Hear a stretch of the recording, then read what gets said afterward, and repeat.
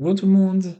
Alors écoutez, aujourd'hui, je voulais changer un peu de sujet et j'avais envie de parler un peu avec vous de l'application Audible d'Amazon. On peut souvent se poser des questions autour de cette application, genre bah, est-ce que c'est une arnaque, est-ce que c'est trop cher, qu'est-ce qu'il y a dedans exactement? On comprend pas toujours voilà comment ça fonctionne. Tout d'abord, Audible ne va pas vous donner un accès illimité à tout leur catalogue.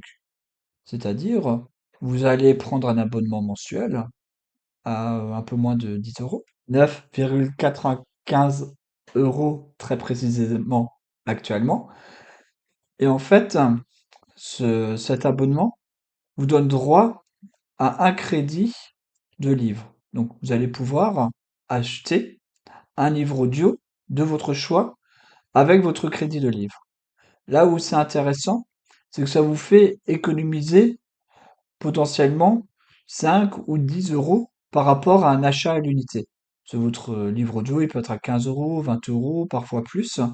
Et via l'abonnement, ça vous fait déjà un peu économiser. Donc ça, c'est vraiment la partie basique de l'abonnement. Ensuite, au fur et à mesure, Audible a ajouté des fonctionnalités en illimité.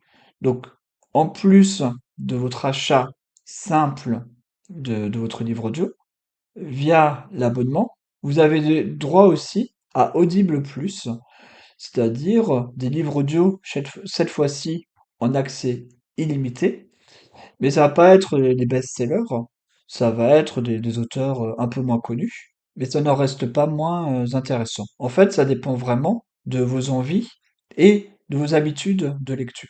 Ce qui est sympa aussi chez Audible par rapport à la concurrence, c'est que vous avez accès à quand même un catalogue très très vaste d'ouvrages et notamment des exclusivités. Donc c'est un vrai c'est un vrai plus qu'il faut leur reconnaître. Et ce qui est toujours bien chez Amazon, c'est vraiment l'interopérabilité. C'est-à-dire, vous pouvez bah, écouter vos livres audio bien sûr sur votre mobile, par Android, iPhone, comme vous voulez. Sur Alexa, même chose si besoin. Vous pouvez aussi l'écouter sur l'ordinateur ou sur tablette, et ainsi de suite. Bref, l'accès est vraiment large, même parfois sur certaines Kindle. Donc on a vraiment beaucoup de possibilités d'écoute, et ça on apprécie. Par contre, les défauts, c'est toujours le même avec ce type d'application, c'est que vous pouvez pas sortir facilement de leur écosystème. Donc vous êtes vraiment bloqué dans l'écosystème d'Amazon. Et c'est, on va dire, le plus gros défaut. Donc, pour comparer par rapport aux autres offres, ce qui est vraiment intéressant, ça va être le prix, qui est à peu près pareil, hein, que ce soit chez Kobo, chez la plupart des autres concurrents, c'est vraiment toujours un peu moins de 10 euros. Vous avez une offre qui est quand même plus étendue, vous avez l'interopérabilité, mais vous restez enfermé dans un écosystème.